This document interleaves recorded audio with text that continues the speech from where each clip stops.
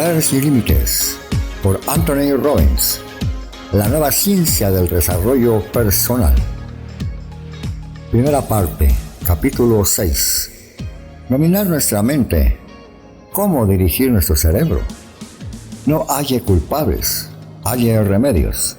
Henry Ford. En este capítulo hablaremos de hallar remedios. Hasta ahora nos hemos referido a lo que usted debe cambiar si desea que cambie su vida. ¿Qué clase de estados le confieren poderes y qué otros lo dejan paralizado? Ahora va a aprender usted cómo cambiar sus estados de modo que pueda producir lo que quiera, siempre que quiera.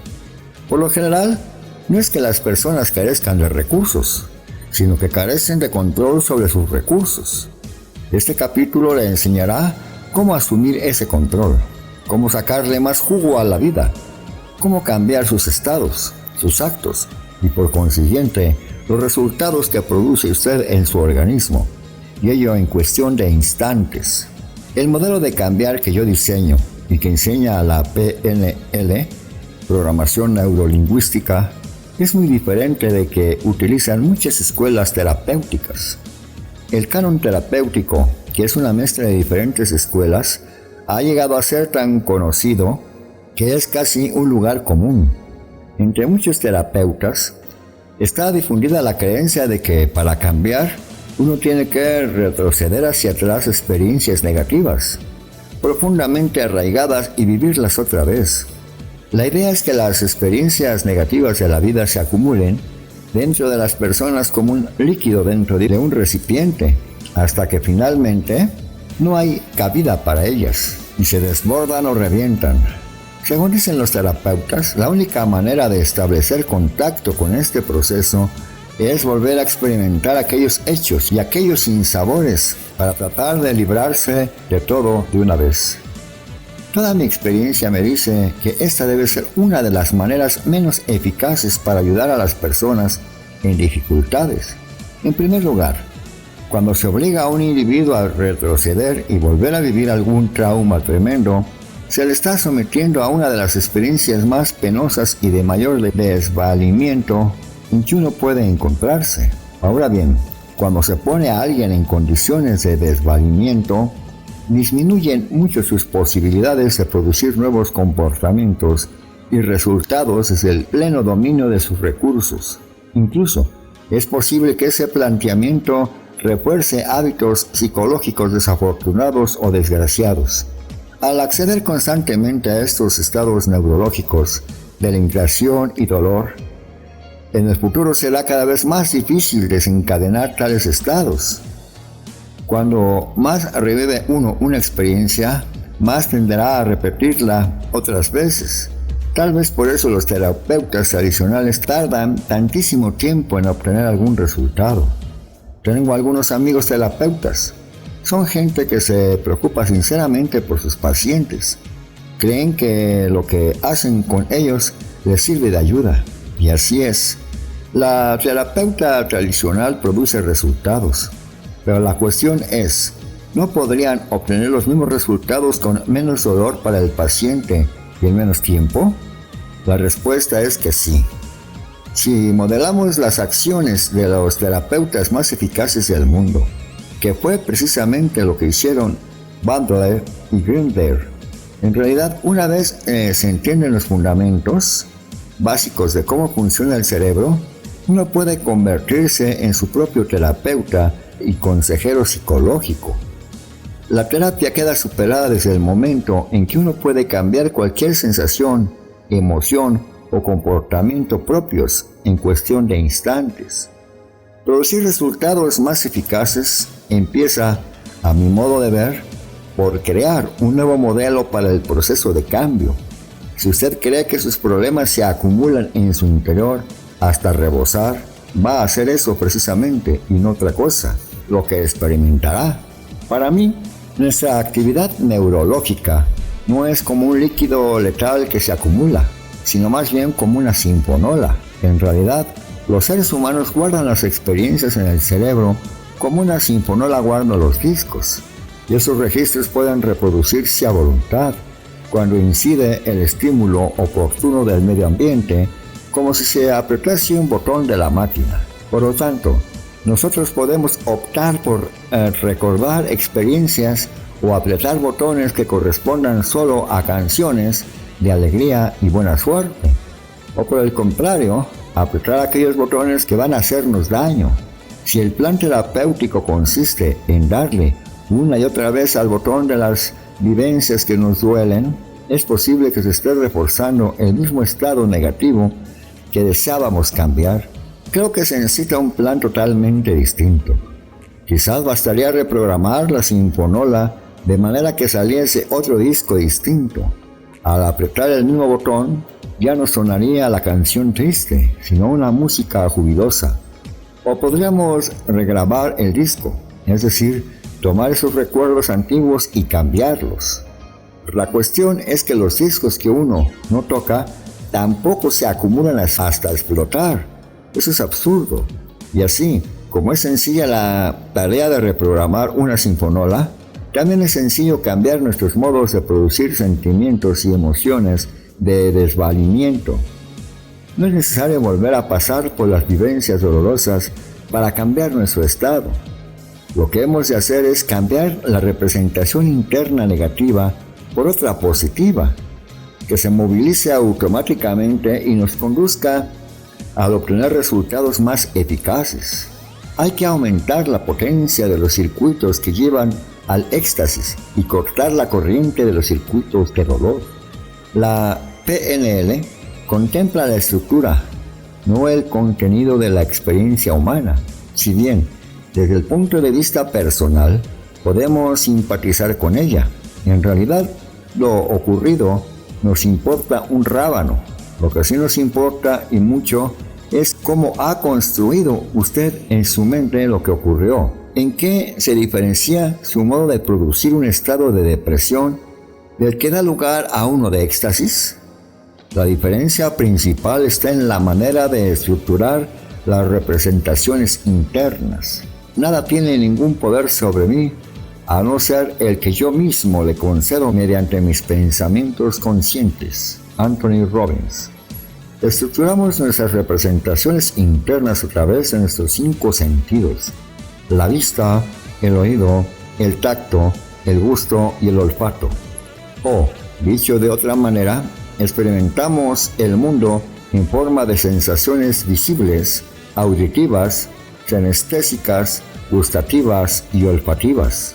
Es decir, que cualquier experiencia que tengamos almacenada en nuestra mente se ha de representar por medio de estos sentidos, a través de las 3 modalidades predominantes, que son los mensajes ópticos, acústicos y sinestésicos. Estas modalidades son agrupaciones extensas de nuestros modos de formarnos las representaciones internas. Podríamos considerar que los 5 sentidos o sistemas de representación son los ingredientes con los que componemos toda experiencia o resultado. Recuérdese que si alguien consigue un resultado determinado, este se crea por medio de acciones determinadas, tanto mentales como físicas. Si uno repite exactamente las mismas acciones, podrá reproducir los resultados que produjo aquella persona. Y para producir un resultado hay que saber qué ingredientes lo componen. Los ingredientes de todas las experiencias humanas derivan de nuestros 5 sentidos o modalidades. Sin embargo, no basta con saber los ingredientes que se necesitan, pues si queremos reproducir un resultado con exactitud, necesitamos saber también con exactitud qué proporción de cada ingrediente interviene en él. Si echáramos demasiado o demasiado poco de algún ingrediente en particular, el resultado que obtendríamos no sería del mismo tipo o calidad. Cuando los seres humanos quieren cambiar algo, por lo común se trata de una de estas 2 cosas, o de ambas a la vez, como se encuentran, es decir, el estado en que se hallan, y o cómo se comportan. Un fumador, por ejemplo, a menudo desea cambiar la manera en que se siente, el estado físico y emocionalmente, así como también el hábito rutinario de encender un cigarro tras otro. En nuestro capítulo sobre el poder de nuestros estados explicamos que hay dos maneras de cambiar el estado de las personas y por tanto su conducta, o cambiando su fisiología, con lo que uno se encontrará y actuará de otra manera, o cambiando las representaciones internas. En este capítulo trataremos de aprender cómo cambiar concretamente nuestra manera de representarnos las cosas, de tal manera que potencie nuestros sentidos y la creación del tipo de comportamiento que fomentará la consecución de nuestros objetivos. En cuanto a nuestras representaciones internas, son dos las cosas que podemos cambiar. En primer lugar, lo que nos representamos. Así, por ejemplo, si hemos imaginado la peor situación posible, podemos acostumbrarnos a representarnos la mejor situación posible. En segundo lugar, ¿cómo nos lo representamos? Muchos de nosotros tenemos en nuestra mente ciertas claves que activan de una manera determinada las reacciones cerebrales. Algunas personas, por ejemplo, han descubierto que las motiva mucho el imaginarse una cosa como muy grande, de gran tamaño. Para otros, el tono de voz con que se hablan a sí mismo constituye un factor de motivación más importante que cualquier otro. Casi todos nosotros tenemos ciertas submodalidades, claves que desencadenan reacciones inmediatas en nosotros. Una vez hemos descubierto las diferentes maneras en que nos representamos las cosas y cómo nos afectan, podemos asumir el gobierno de nuestra propia mente y empezar a representárnosla a fin de que nos estimulen y den poder en vez de limitarnos. Si alguien ha obtenido un resultado que nos gustaría modelar, necesitamos saber algunas cosas más, aparte del hecho de que se representó algo en su mente y se dijo algo a sí mismo. Hacen falta herramientas más afiladas para penetrar de verdad en lo que ocurre en las mentes. Ahí es donde intervienen las submodalidades. Vienen a ser como las dosis exactas de los ingredientes que se necesitan para crear un resultado.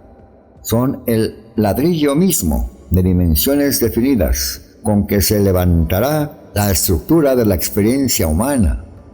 Para poder comprender y luego controlar una experiencia visual, no es preciso saber más acerca de ella. Hemos de averiguar si es oscura o luminosa, en blanco y negro o en color, móvil o estática. De modo similar, en el caso de una comunicación auditiva, conviene saber si es tenue o estrepitosa, próxima o lejana, resonante o tintineante. De la experiencia táctil, debemos averiguar si tiene las cualidades de lo blando o de lo duro, de lo afilado o de lo redondeado, de lo flexible o de lo rígido. En estas páginas he dado una lista de submodalidades a título de orientación. Otra distinción importante es la que estriba en saber si una imagen es asociada o disasociada. La imagen asociada es la que uno experimenta como si estuviese realmente ahí. Uno la ve a través de sus propios ojos y oye y siente lo que oiría y sentiría si estuviese presente en este lugar y momento, en carne y hueso. La imagen disasociada es la que uno experimenta como si fuese un espectador alejado y diferente de uno mismo, algo así como asistir a una película de la que uno fuese actor. Tómese un momento para recordar una experiencia agradable que haya tenido recientemente. Métase en esa experiencia, vea lo que usted vio con sus propios ojos, los hechos, las imágenes, el color, la luz y todo lo demás. Escuche lo que oyó, las voces, los sonidos, etc. Recupere las demás sensaciones, las emociones, la temperatura y así sucesivamente. Recree la experiencia. Ahora aléjese de su cuerpo y distanciese deliberadamente de la situación, pero poniéndose en un lugar desde donde todavía puede verse como protagonista de la experiencia. Imagínesela como si se viera a sí mismo en una película. ¿No nota la diferencia entre las sensaciones? ¿Cuándo eran más intensas? en el primer caso o en el segundo. Esa diferencia es la que hay entre una experiencia asociada y una experiencia disasociada. Mediante el uso de distinciones de submodalidades, como la de asociaciones frente a disociación, uno puede cambiar radicalmente sus experiencias vitales.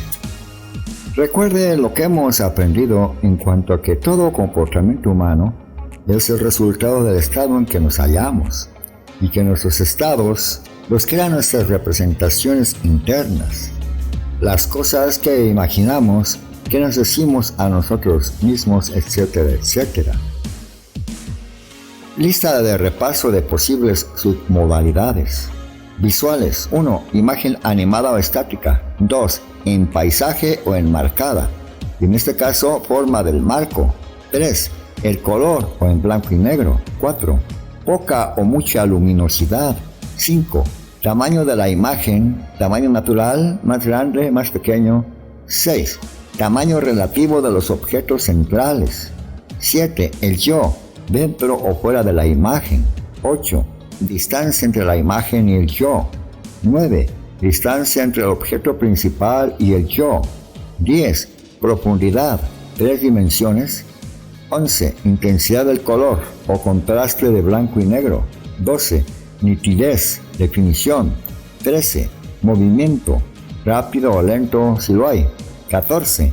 Enfoque, qué partes o si entran o salen de foco. 15.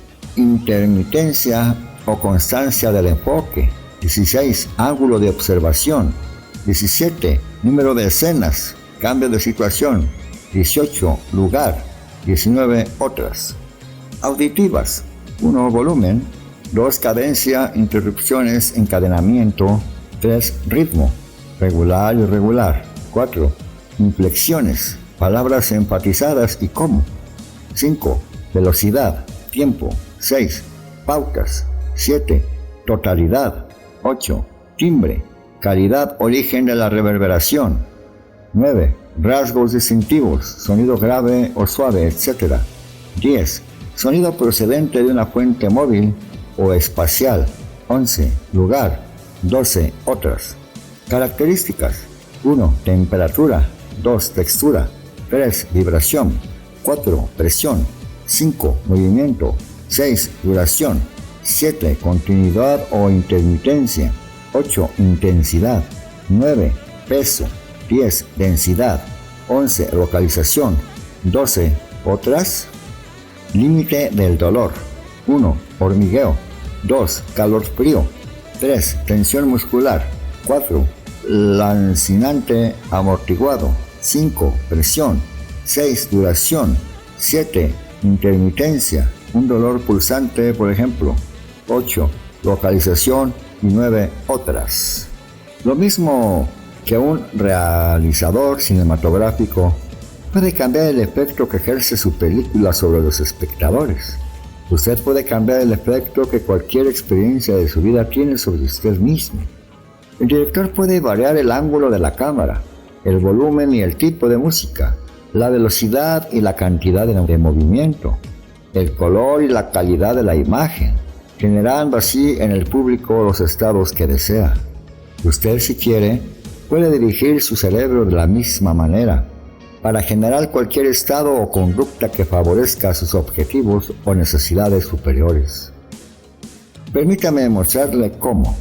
Es muy importante que practique usted esos ejercicios, de manera que lo mejor tal vez sea leerlos de uno en uno para luego dejar de leer y practicar antes de seguir adelante.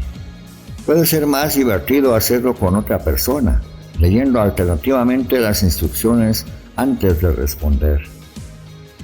Le pido que piense en un recuerdo muy agradable, da lo mismo que sea reciente o lejano. Limítese a cerrar los ojos, relájese y piense en ello. Ahora tome una imagen y hágala más y más brillante. A medida que aumenta el brillo, fíjese en cómo cambia el estado de usted. Luego le pido que vaya acercando la imagen mental y a continuación que la detenga y amplíe su tamaño. ¿Qué ocurre mientras uno manipula esa imagen? Que la intensidad de la experiencia cambia, ¿no es cierto?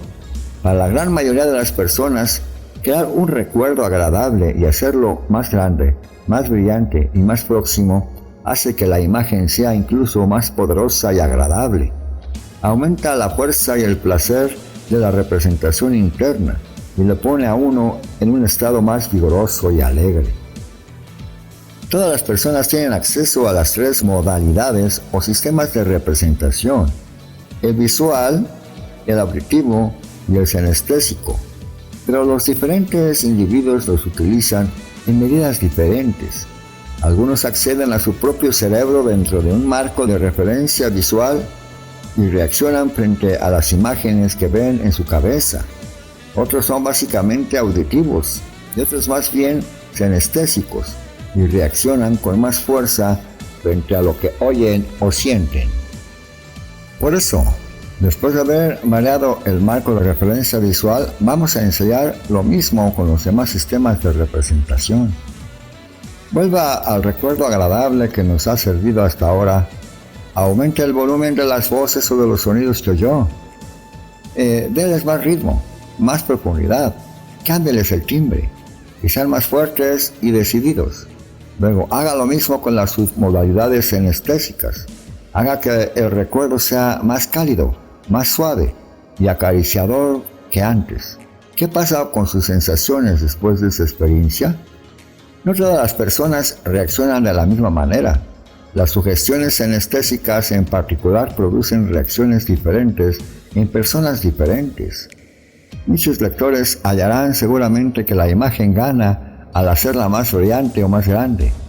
Ello da más intensidad a la representación interna, la hace más atractiva y sobre todo le pone a uno en un estado más positivo, más dueño de sus recursos. En las sesiones con mis clientes, cuando realizamos estos ejercicios, yo puedo ver exactamente lo que ocurre en la mente de la persona en cuestión, observando su fisiología. La respiración se hace más profunda, los hombros se yerguen, las facciones se relajan y todo el cuerpo se mantiene en una actitud como más vigilante. Hagamos lo mismo con una imagen negativa. Le pido que piense en algo que le contrarió y le hizo daño. Ahora tome esa imagen y aumente el brillo. Acérquela más, hágala más grande. ¿Qué ocurre en su cerebro? Muchas personas hallan que se ha intensificado su estado negativo.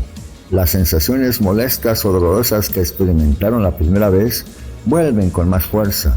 Ahora revierta la imagen a las condiciones iniciales.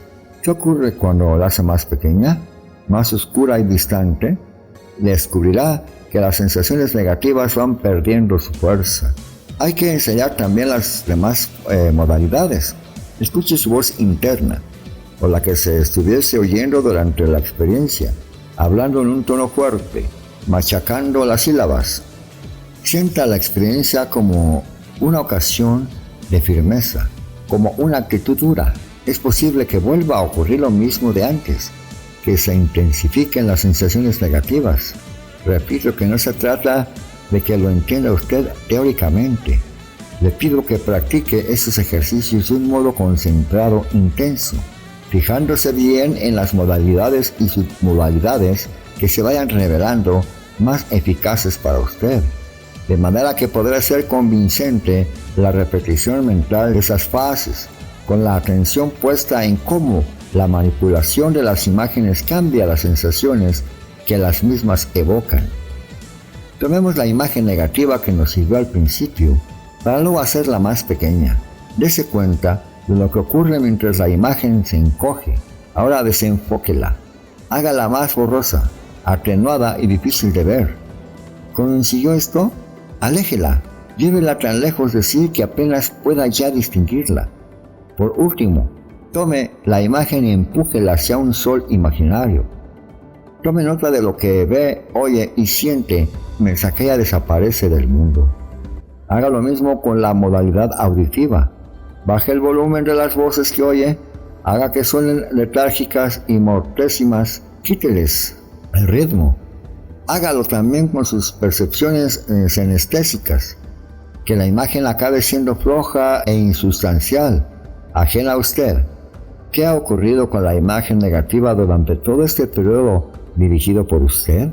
Si el lector es como la mayoría de las personas, la imagen pierde su poder, se hace menos potente, menos dolorosa, incluso llega a dejar de existir.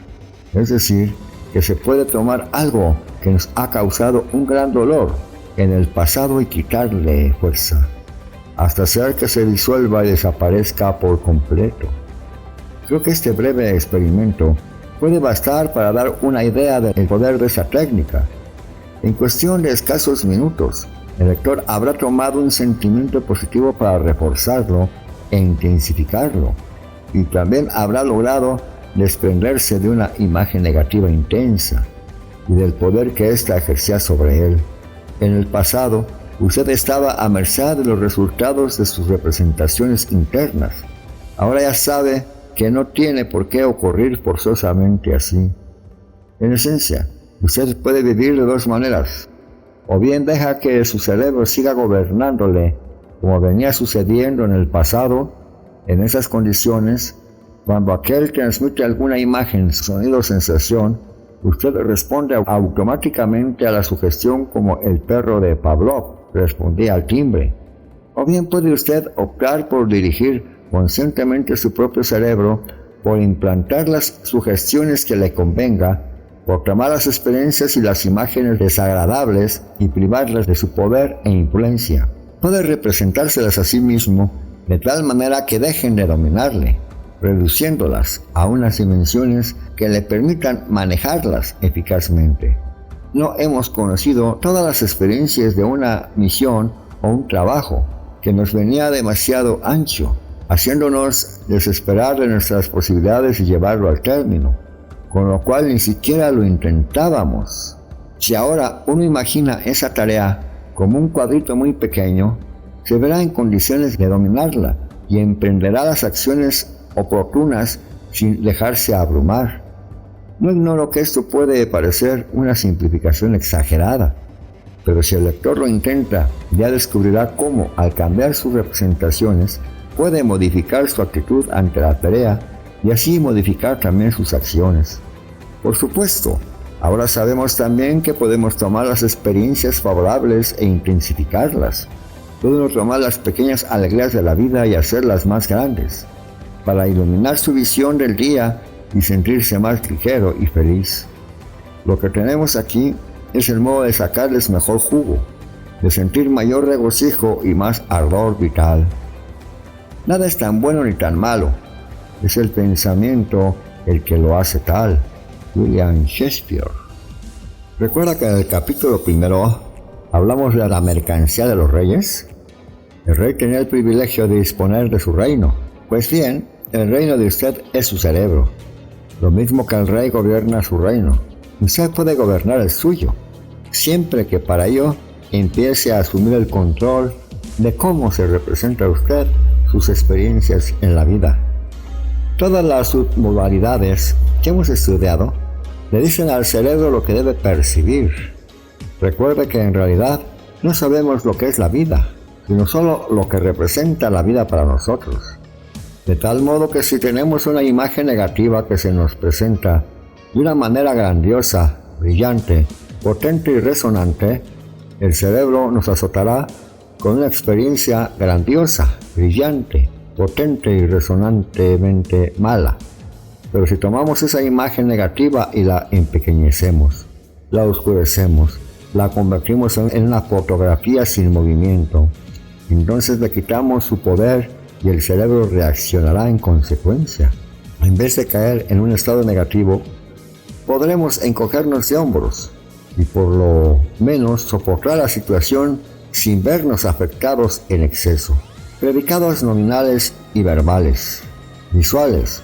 Se ve, se mira, observa, mostrar, demostrar, revelar, asomar, apuntar, visionar, aclarar, dilucidar, parpadeo, claro, turbio, brillante, transparente, destello, imagen, cuadro, panorama. Auditivos, se oye, se escucha, suena, armoniza, disonante, algarabía, ser todo oídos, timbre de alarma, silencio, susurrante, murmullo, estentóreo, sintonizar, hacerse el sordo, buen tono, musicalidad y estridencia. Sinestésicos, se siente, se palpa, agarra, atrae, repele, cautivar, resbalar, contactar, rechazar, duro, blando, frío, cálido, agrio, dulce, ácido, amargo, hallar, apoyo, rígido, volverse en redondo.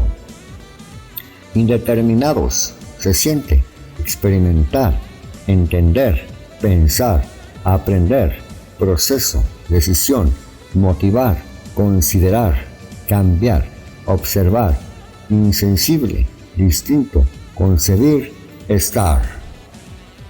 Nuestro idioma nos proporciona muchos ejemplos del poder de nuestras representaciones. ¿Qué significa decir que una persona tiene un porvenir brillante? ¿Cuáles son los sentimientos de usted cuando alguien dice que las perspectivas se le presentarán sombrías? ¿A qué se refiere usted cuando dice que hay que arrojar luz sobre un asunto? ¿Qué damos a entender cuando decimos que alguien carece de sentido de la proporción o que tiene una imagen distorsionada de algo? ¿Qué quiere decir la gente cuando afirma que tiene un peso en el alma o que siente un bloqueo mental?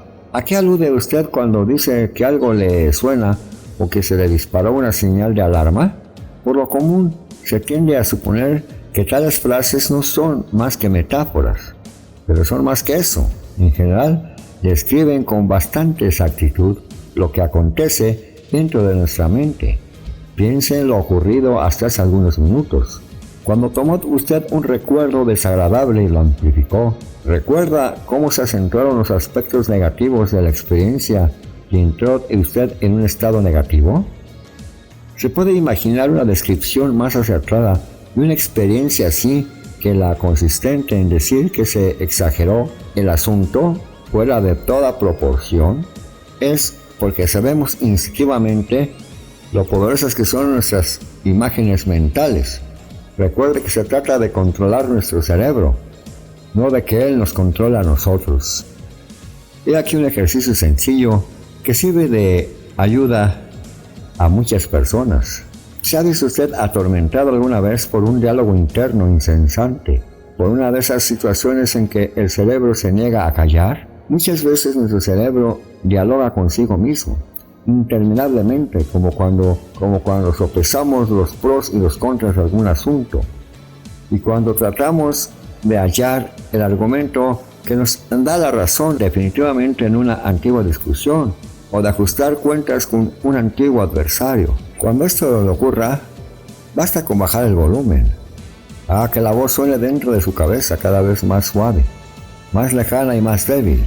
Con eso el problema desaparece para la mayoría de las personas.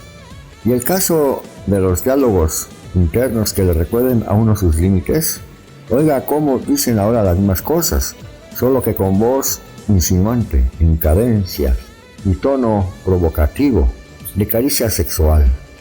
No serás capaz de hacer eso. ¿Qué le parece ahora? Puede ocurrir que le entren ganas de hacer justamente lo que la voz decía que no hiciera. Ensáyelo ahora mismo y experimente la diferencia. Frases predicativas. Mediante los predicados utilizados en la comunicación, las personas se representan intensamente sus experiencias en las modalidades visual, auditiva y sinestésica. Voy a conocer una lista de ejemplos de uso corriente. Visual, óptica.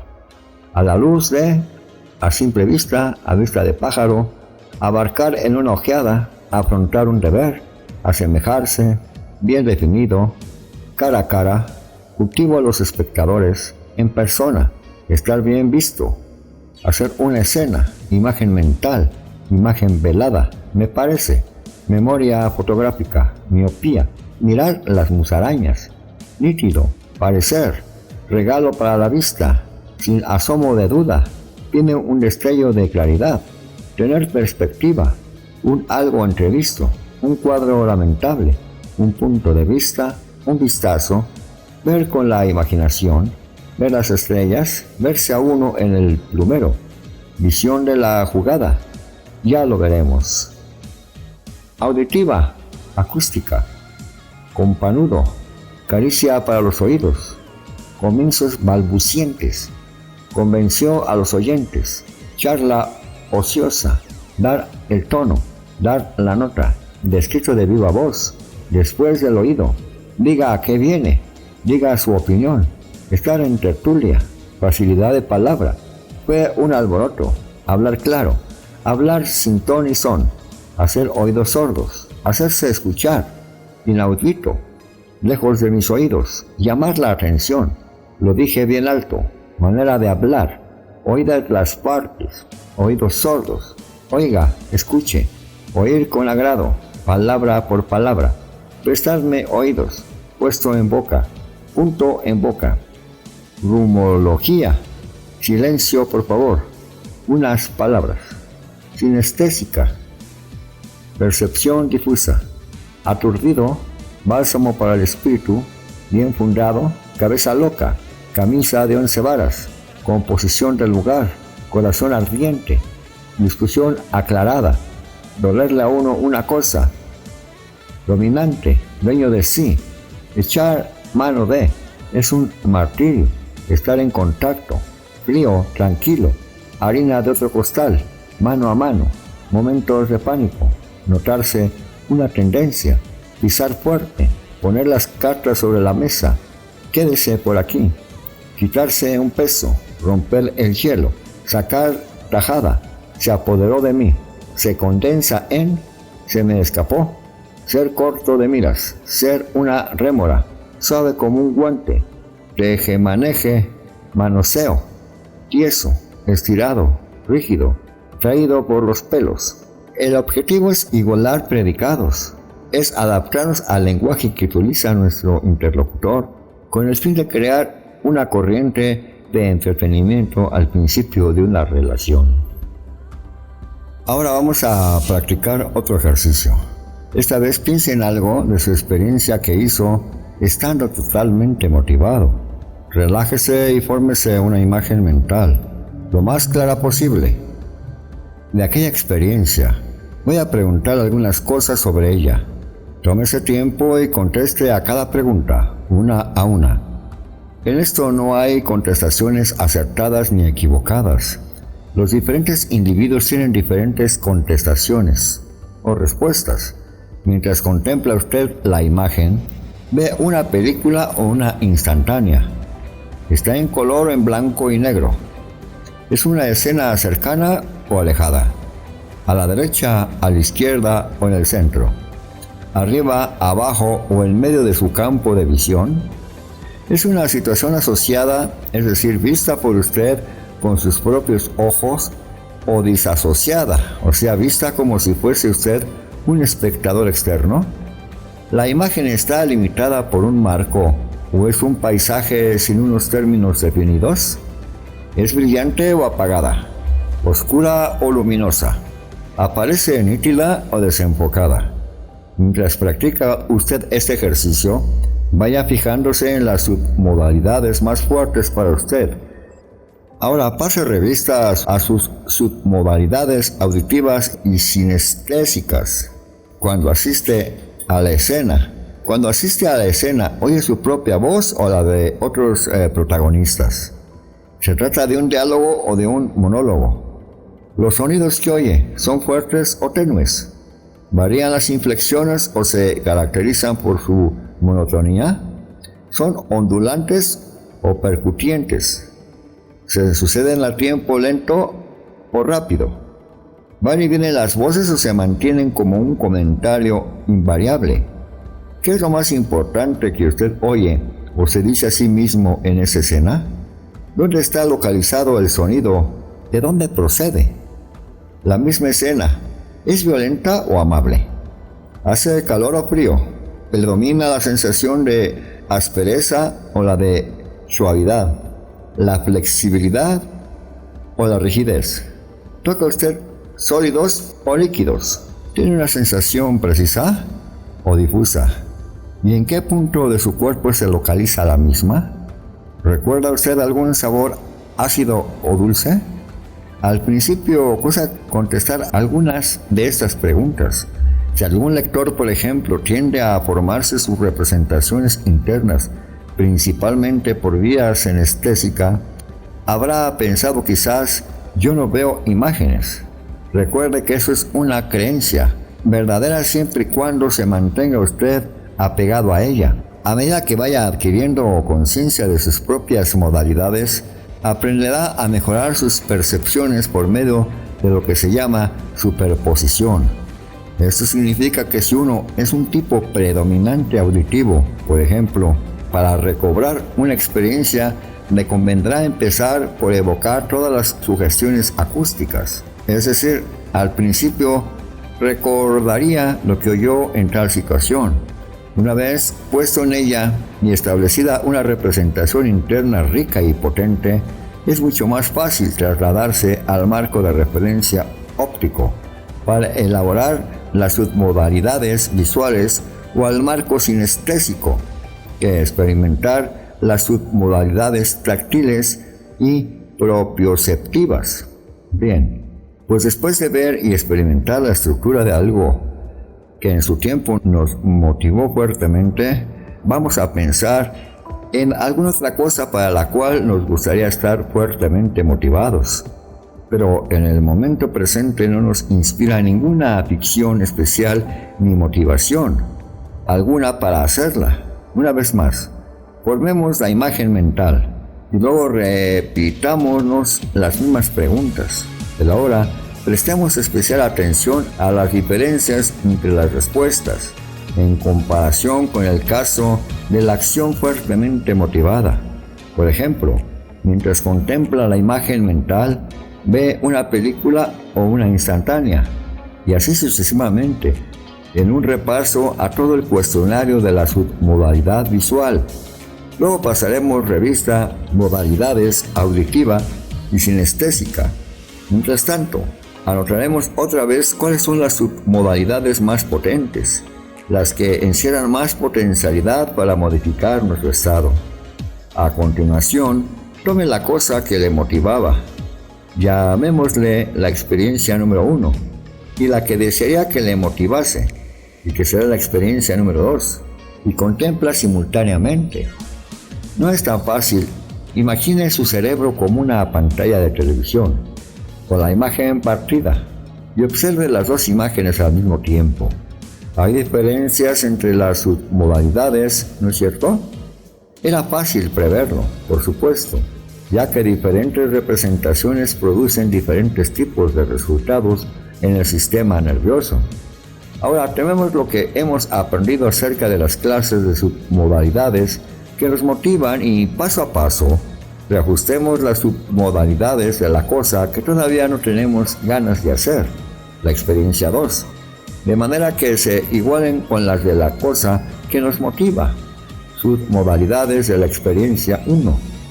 Estas últimas, lo repito, pueden ser diferentes según la persona, pero lo más probable es que la imagen de la experiencia 1 sea más brillante que la de la experiencia 2.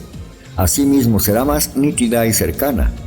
Le pido que se fije bien en las diferencias entre la una y la otra, y que manipule la segunda representación de modo que se vaya pareciéndose más a la primera. No olvide hacer lo mismo con las sugestiones auditivas y las anestésicas. Hágalo ahora. ¿Qué le parece ahora la experiencia número 2? ¿Se siente más motivado por ella? Así debería ocurrir. Se ha igualado con cuidado las submodalidades de la experiencia 1 con las de la experiencia 2. Por ejemplo, si la 1 se representa como una película y la 2 como una foto fija, convierta usted la experiencia 2 en una película. Continúe este proceso con todas las submodalidades visuales, auditivas y sinestésicas. Cuando descubra usted los actuadores concretos, submodalidades, que producen en usted un estado deseable, podrá vincular esos actuadores a los estados indeseables para cambiarlos de signo en un instante. Recuerde que las representaciones internas similares crearán estados o sensaciones similares, y que tales estados o sensaciones desencadenarán acciones similares. Por lo tanto, Si usted averigua concretamente lo que le hace sentirse motivado a favor de algo, será exactamente lo que debe hacer ante cualquier experiencia para sentirse motivado siempre que quiera. Y de tal estado de motivación hay que partir para que las acciones sean eficaces. Es importante observar que ciertas submodalidades clave nos afectan más que otras. He tenido ocasión de trabajar, por ejemplo, con un muchacho que no estaba motivado en lo más mínimo para ir a la escuela. La mayor parte de las submodalidades visuales le dejaban frío. En cambio, cuando se decía ciertas palabras a sí mismo en un tono de voz determinado, inmediatamente nacía en él la motivación para ir al colegio. Además, en estado de motivación notaba una tensión en sus bíceps, mientras que cuando se hallaba desmotivado o contrariado, la tensión se localizaba en la mandíbula e incluso se le alteraba la voz. Bastó cambiar esas dos submodalidades y me vi en disposición de hacerle pasar del estado desmotivado o de contrariedad al motivado. Lo mismo puede conseguirse con la comida. Uno de mis clientes adoraba el chocolate por su textura, su cremosidad y suavidad, y odiaba en cambio la uva de mesa por ser crujiente. Todo lo que hice fue sugerirle que se representara el acto de comer uva despacio, mordisqueándola poco a poco y dejando que se deshiciera en su boca para apreciar la suavidad de la textura. Además le hice repetir estas descripciones en voz alta, igualando la tonalidad. Cuando hizo esto, deseó comer uvas y desde entonces siempre le han gustado. Un modelador auténtico no descansa nunca en su curiosidad acerca de cómo los demás producen cualquier resultado mental o físico. Algunos vienen, por ejemplo, a solicitar mis consejos diciendo: ¿estoy tan deprimido? Yo no les pregunto nunca: ¿por qué está usted deprimido? Para que como respuesta me representen y se representen a sí mismo por qué lo están, ya que eso precisamente los arrojaría a la depresión. A mí no me interesa averiguar por qué están deprimidos, sino cómo se deprimen. Y por eso les pregunto: ¿y cómo lo hacen? Por lo general la contestación es una mirada de sorpresa, ya que la gente no sabe que para estar deprimido haya que hacer unas cosas muy determinadas en la mente y en la fisiología de uno. Entonces pregunto: si yo estuviera en su piel, ¿cómo haría para sentirme deprimido? ¿Qué imaginaría? ¿Qué me diría a mí mismo? ¿Y qué tono emplearía para decirlo? Entonces, esos procesos crean acciones mentales y físicas determinadas y por lo tanto unos resultados emocionales determinados. Si uno logra cambiar la estructura de un proceso, este puede convertirse en otra cosa y el resultado ser distinto a la depresión. Una vez adquirida esta nueva conciencia de saber cómo se hacen las cosas, puede uno empezar a dirigir el propio cerebro y crear los estados que le favorecen para alcanzar la calidad de vida que desea y merece. Ejemplo: ¿cómo llega usted a sentirse frustrado o deprimido? ¿Se fija en algo para hacer de ello un castillo en su mente? ¿Se habla constantemente a sí mismo en un tono de voz triste? ¿O por el contrario, cómo crea las sensaciones estáticas el júbilo? ¿Se forma imágenes brillantes? ¿Son de movimiento rápido o lento? ¿Qué tono de voz emplea entonces para hablar consigo mismo? Suponga que a fulano le gusta a todas luces su trabajo, a usted no, pero ¿le gustaría que así fuese? Descubra lo que hace fulano para crear tal sensación. Usted mismo se sorprenderá al comprobar lo poco que cuesta cambiar. He sido testigo de cómo, a menudo, personas que llevaban años en tratamiento cambiaban sus problemas, sus estados y sus modos de comportamiento en cuestión de minutos. En fin de cuentas, la frustración, la depresión o el éxtasis no son objetos materiales. Son procesos creados por determinadas imágenes y sonidos mentales, así como por actos físicos, todo lo cual controla usted consciente o inconscientemente. ¿Se ha dado cuenta de que el uso eficaz de esas herramientas puede cambiar su vida? Si le encanta el reto que le proporcionará su trabajo profesional, pero odia hacer la limpieza doméstica, puede adoptar por una de estas dos soluciones: poner un anuncio en busca de una empleada o fijarse en la diferencia entre cómo se representa usted el trabajo y cómo la limpieza de la casa. Al representarse la limpieza doméstica y una profesión interesante bajo idénticas submodalidades, experimentará un deseo urgente de ponerse a limpiar. Un buen consejo para sus hijos, dicho sea de paso: ¿qué sucedería si se plantease todo lo que aborrece, pero se considerara obligado a hacer y lo vinculase con las submodalidades del placer? Recuerda que los casos característicos por una sensación intrínseca son muy pocos. Uno aprende a juzgar agradables unas cosas y desagradables otras. Basta, pues, volver a etiquetar mentalmente las experiencias para percibirlas de otra manera.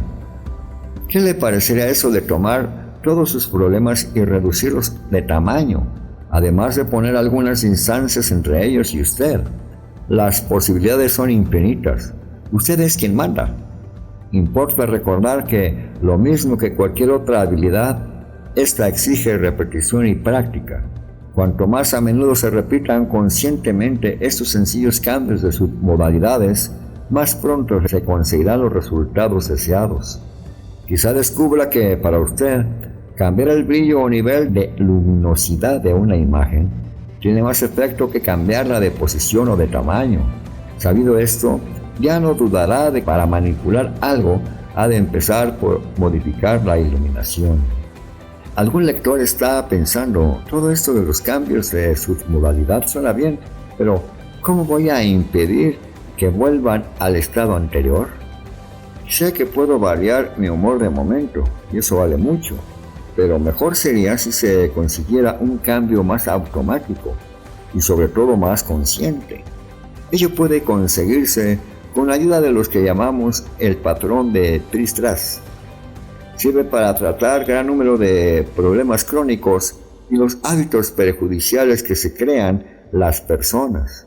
Con el patrón de Tristras se toman las representaciones internas que nos colocan en un estado de impotencia y se disparan automáticamente otras representaciones internas nuevas que nos ponen en pleno dominio de nuestros recursos tal como deseábamos. Una vez haya descubierto usted qué tipo de representaciones internas le inducen, por ejemplo, a comer más de lo necesario, mediante el patrón de Tristras, creará una nueva representación interna, centrada en otra cosa que tenga más fuerza, que, al ser vista o oída, le induzca a apartar de sí la comida. Se asocia a las dos representaciones cada vez que piense en darse un atracón. La primera llamará automáticamente y la segunda le pondrá a usted en condiciones de no apetecer los alimentos. Lo mejor del patrón de Tristras es que una vez implantado con eficacia, no resulta preciso recordarlo. Constantemente, el proceso se desencadena de forma automática, sin ningún esfuerzo consciente. He aquí cómo funciona.